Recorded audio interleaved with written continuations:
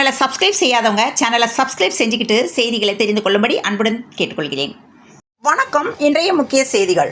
திமுக மாநில பொதுக்குழு கூட்டம் மதுரை ஊத்தங்குடியில் இன்று நடைபெறுகிறது. இதில் அரசியல் முக்கியத்துவம் வாய்ந்த தீர்மானங்கள் நிறைவேற்றப்படவிருப்பதாக கட்சி நிர்வாகிகள் தெரிவித்தனர். தமிழக முதல்வர் மு க ஸ்டாலின் மதுரை சாலைகளில் சனிக்கிழமை மாலை வாகனத்தில் இருந்தவாறும் நடைபயணமாகவும் சென்று மக்களை சந்தித்தார். தமிழகத்தில் அடுத்த ஆண்டு சட்டப்பேரவை பொதுத் தேர்தல் நடைபெற உள்ள நிலையில் 234 தொகுதிகளுக்கும் வாக்காளர் பதிவு அதிகாரிகளை நியமித்து தேர்தல் ஆணையம் உத்தரவிட்டுள்ளது.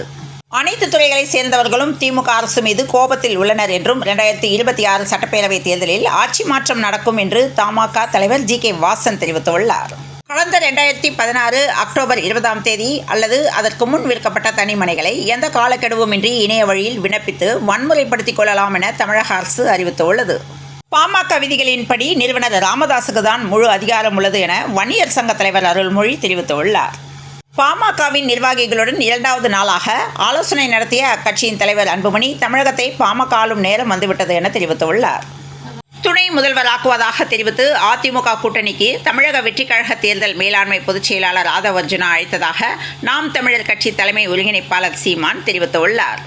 பக்ரீத் பண்டிகையை முன்னிட்டு நத்தம் வார சந்தையில் ரூபாய் 5 கோடிக்கு மேல் ஆடுகள் விற்பனையானதால் வியாபாரிகள் மகிழ்ச்சி அடைந்தனர். ராஜ்யசபா சீட்டுக்காக தனது நிலை மறந்து பேசும் கமல் என்று நயினார் நாகேந்திரன் விமர்சனம் செய்துள்ளார். 48 வருடங்களுக்கு பிறகு தொடங்கியது மதுரையில் திமுக பொதுக்குழு கூட்டம். மதுரையில் நடைபெறும் திமுக பொதுக்குழுவில் கலந்து கொள்ள வருகை தரும் தமிழக முதல்வர் மு க ஸ்டாலினை மாட்டுத்தாவணி முதல் பொதுக்குழு கூட்டம் நடைபெறும் உத்தங்குடி பகுதி வரை ஆயிரக்கணக்கான மக்கள் வழி முழுவதும் கூடி வரவேற்றனர். இதற்காக உத்தங்குடியில் சுமார் 20 ஏக்கர் பரப்பளவில் பிரம்மாண்ட அரங்குகள் அமைக்கப்பட்டுள்ளன. மதுரையில் நடந்த திமுக பொதுக்குழு கூட்டத்தில் 33 தீர்மானங்கள் நிறைவேற்றப்பட்டன. மாற்றுத்திறனாளிகள் அணி, கல்வியாளர்கள் அணி என 2 அணிகள் புதிதாக உருவாக்கப்பட்டுள்ளன. ராஜ்யசபா எம்பி பதவி திமுகவின் பின்னால் கமல் ஒளிந்து இருப்பதையே காட்டுவதாக கோவை பாஜக எம்எல்ஏ வானதி ஸ்ரீனிவாசன் விமர்சித்துள்ளார். சென்னையில் கடந்த 5 மாதங்களில் பல்வேறு சைபர் குற்ற சம்பவங்களில் பொதுமக்கள் இழந்த ரூபாய் 10 கோடியே 25 லட்சத்தை சென்னை சைபர் குற்றப்பிரிவு போலீசார் மீட்டெடுத்துள்ளனர். திமுக பொதுக்கூட்டத்தில் மறைந்த தேமுதிக தலைவர் விஜயகாந்த், காங்கிரஸை சேர்ந்த குமரி ஆனந்தனுக்கும் இரங்கல் தீர்மானம் தெரிவிக்கப்பட்டது. சென்னையிலிருந்து நாகர்கோவில், மைசூரு, பெங்களூரு மற்றும் திருநெல்வேலிக்கு இயக்கப்படும் வந்தே பாரத் விரைவு ரயில்களில் அசைவு காலை உணவுகள் திடீரென நீக்கப்பட்டுள்ளதால் பயணிகள் கடும் அதிருப்தி தெரிவித்துள்ளனர். தென்மேற்கு பருவமழை தீவிரமடைந்துள்ள நிலையில் கேரளத்தின் பல்வேறு மாவட்டங்கள், தமிழ்நாட்டில் மேற்கு தொடர்ச்சி மலையை ஒட்டியுள்ள மாவட்டங்களில் கனமழை பெய்து வந்தது. இந்நிலையில் 7 நாட்களுக்கு பிறகு குற்றால அருவிகளில் குளிக்க சுற்றுலா பயணிகளுக்கு மாவட்ட நிர்வாகம் அனுமதி அளித்துள்ளது.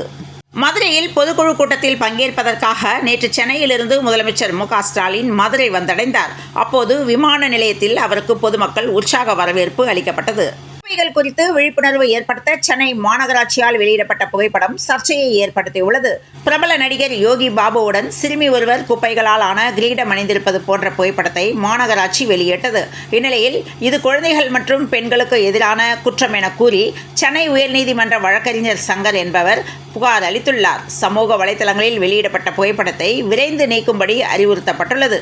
இனி யாருடைய உணர்வுகளையும் புண்படுத்தாத வகையில் விழிப்புணர்வு பிரச்சாரங்கள் மேற்கொள்ளப்படும் என மாநகராட்சி தரப்பில் விளக்கம் அளிக்கப்பட்டுள்ளது. தமிழ்நாடு முழுவதும் பள்ளிகள் வருகின்ற 2025 ஜூன் 2ஆம் தேதி முதல் மீண்டும் திறக்கப்பட உள்ளது. 2025 ஏப்ரல் 25ஆம் தேதி தொடங்கிய விடுமுறை நாளையுடன் முடிவுக்கு வருகிறது. இந்நிலையில் முதலமைச்சர் காலை உணவு திட்ட மெனுவில் பல மாற்றங்கள் செய்யப்பட்டு இதற்கான அறிவிப்பும் வெளியாகியுள்ளது.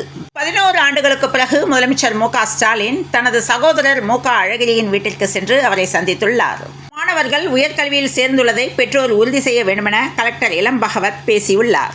தட்டையான பாதம் இருந்தால் ஓட்டுநர் வேலை இல்லை என்று தட்டையான பாதம் ஒரு மருத்துவ நிலையா என்ற கேள்வி எழும்பியுள்ளது.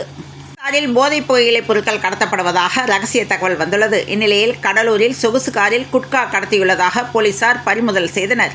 மதுரை மாநகர வடக்கு சட்டமன்ற தொகுதிக்கு உட்பட்ட பந்தல்குடி பகுதியில் உள்ள கால்வாய் முக்கிய விழா ஒன்றுக்கான பாதையில் இருந்தது.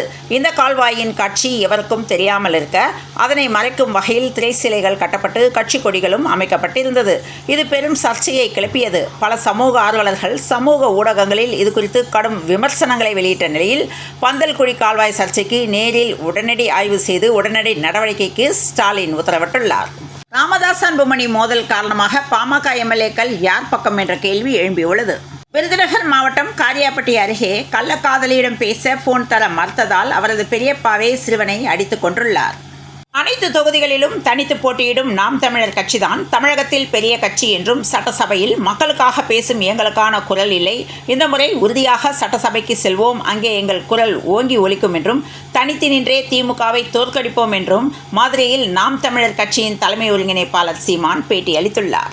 தஞ்சாவூர் பட்டாசு கிடங்கில் நிகழ்ந்த வெடிவிபத்தில் 2 உயிரிழந்த சம்பவம் தொடர்பாக பதிலளிக்குமாறு மத்திய மாசு கட்டுப்பாட்டு வாரியம் தமிழ்நாடு துறைக்கு நோட்டீஸ் அனுப்பியுள்ளது.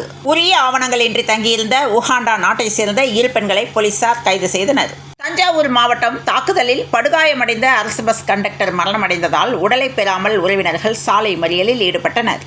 பொதுத் தேர்வில் முழு தேர்ச்சி பெற்ற பள்ளிகளின் ஆசிரியர்கள் தலைமை ஆசிரியர்களுக்கு நடத்தப்படவுள்ள பாராட்டு விழாவை புறக்கணிக்க தலைமை ஆசிரியர்கள் முடிவு செய்துள்ளனர். மணிப்பூரில் போராட்டங்கள் மற்றும் பிரச்சனைகளை தவிர்க்க தனி யூனியன் பிரதேசம் அமைக்க வேண்டுமென அங்குள்ள கூகி இனத்தவர் கோரிக்கை விடுத்துள்ளனர். திருப்பத்தூர் மாவட்டம் ஆம்பூரை அடுத்த பெரியாங்குப்பம் பகுதியைச் சேர்ந்தவர் காதலுக்கு பெற்றோர் எதிர்ப்பு தெரிவித்ததால் ரயில் முன்பு பாய்ந்து இளைஞர் தற்கொலை செய்து கொண்ட நிலையில் கர்ப்பிணி காதலியும் தற்கொலை செய்து கொண்ட சோக முடிவு ஏற்பட்டது. டெல்லி நிஜாமுதீன் மதராசி கேம்ப் தமிழர்கள் வாழும் குடியிருப்புகளை இன்று இடிக்க அரசு முடிவு செய்துள்ளதாக கூறப்படுகிறது. திருநெல்வேலி மனோன்மணியம் சுந்தரனார் பல்கலைக்கழக வினாத்தாள் கசிந்த விவகாரத்தில் 6 பிரிவுகளில் பேட்டை போலீசார் வழக்கு பதிவு செய்ததோடு தேர்வாணையர் கைபேசிக்கு வினாத்தாளை அனுப்பியவர் குறித்து விசாரணை நடத்தி வருகின்றனர். சென்னை விமான நிலையத்தில் லேசர் ஒளியை மிளறவிட்டால் கடும் நடவடிக்கை எடுக்கப்படும் என்று போலீசார் எச்சரிக்கை விடுத்துள்ளனர். ராமதாஸ் அன்புமணியை பிரித்து கட்சியை காலி செய்ய GK மணி சதி, திலகபாமா நிர்வாகியுடன் பேசிய ஆடியோ வைரலானது. ஒப்பந்தப்படி ஜவுளி உற்பத்தியாளர்கள் கூலி வழங்காததை கண்டித்து ஜூன் 9ஆம் தேதி முதல் காலவரையற்ற வேலை நிறுத்தத்தில் ஈடுபட உள்ளதாக விசைத்தறியாளர்கள் அறிவித்துள்ளனர்.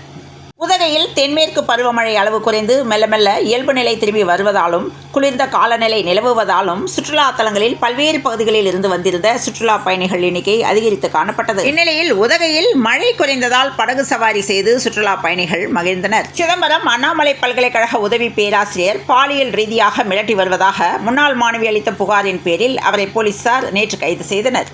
தமிழை நேசிப்பவர்கள், பிழையின்றி பேசுபவர்கள், தடையின்றி எழுதுபவர்கள் அனைவரும் தமிழர்களே என்று ஓய்வு பெற்ற IAS அலுவலரும் எழுத்தாளருமான வே. இறையன்பு தெரிவித்துள்ளார். இன்டர் மிலன் மோதிய சாம்பியன்ஸ் லீக் இறுதிப் போட்டியில் 5-0 என PSG அபார வெற்றி பெற்றது. மும்பையில் மே 31 முதல் ஜூன் 1 வரை நடைபெற்ற புரோ கபடி லீக்கின் 12வது சீசனுக்கான ஏலம் வெற்றிகரமாக முடிவடைந்தது. இந்த ஏலத்திற்கு பிறகு இந்த ஆண்டின் பிற்பகுதியில் தொடங்கும் புதிய சீசனுக்காக அணிகள் தயாராகி வருகின்றன. சென்னையில் இன்று 22 கேரட் ஆபரண தங்கத்தின் விலை ஒரு சவரன் 71,360 ரூபாய்க்கும் 1 கிராம் 8,920 ரூபாய்க்கும் விற்பனையானது. தமிழகத்தில் இந்த ஆண்டு மார்ச் முதல் மே மாதம் வரையிலான கோடை காலத்தில் வழக்கத்தை விட 97% அதிக மழை பெய்துள்ளதாக இந்திய வானிலை ஆய்வு மையத்தின் தென்மண்டல தலைவர் அமுதா தெரிவித்துள்ளார். இத்துடன் இந்த செய்திகள் நிறைவடைந்த நிலையில் தொடர்ந்து இணைந்திருங்கள் பிரபாஸ் கதவம் செய்திகளுடன். மீண்டும் மற்றொரு செய்தியில் சந்திப்போம். நன்றி, வணக்கம்.